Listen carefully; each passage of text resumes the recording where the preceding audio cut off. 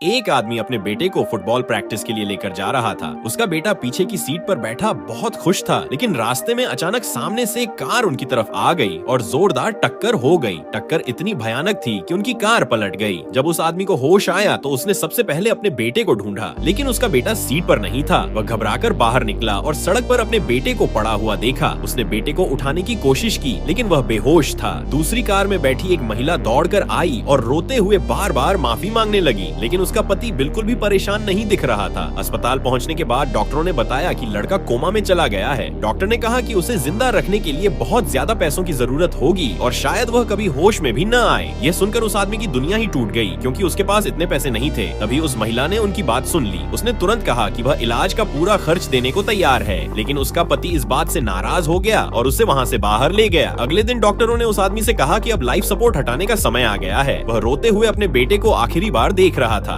लेकिन तभी एक नर्स दौड़ती हुई कमरे में आई और बोली, रुकिए, लाइफ सपोर्ट मत हटाइए, किसी ने पूरा खर्च जमा कर दिया है। उस आदमी को समझते देर नहीं लगी कि यह उसी महिला ने किया है। इसके बाद वह महिला अक्सर अस्पताल आने लगी। वह उस आदमी का हौसला बढ़ाती रही और उसके बेटे के लिए प्रार्थना करती रही। महीनों तक उसने उनका साथ नहीं छोड़ा। फिर एक दिन जब वह आदमी अपने बेटे को उसकी पसंदीदा किताब पढ़कर सुना रहा था, तभी उसे महसूस हुआ कि उसके बेटे ने उसका हाथ दबाया है। कुछ ही देर में डॉक्टर और नर्सें कमरे में पहुंच गईं। सभी हैरान थे, क्योंकि लड़का धीरे धीरे होश में आ रहा था। जिस बच्चे के बचने की उम्मीद लगभग खत्म हो चुकी थी, वह आखिरकार जाग गया। उस दिन उस आदमी को सिर्फ अपना बेटा ही वापस नहीं मिला, बल्कि एक ऐसा इंसान भी मिला जिसने सबसे मुश्किल समय में उसका साथ निभाया था।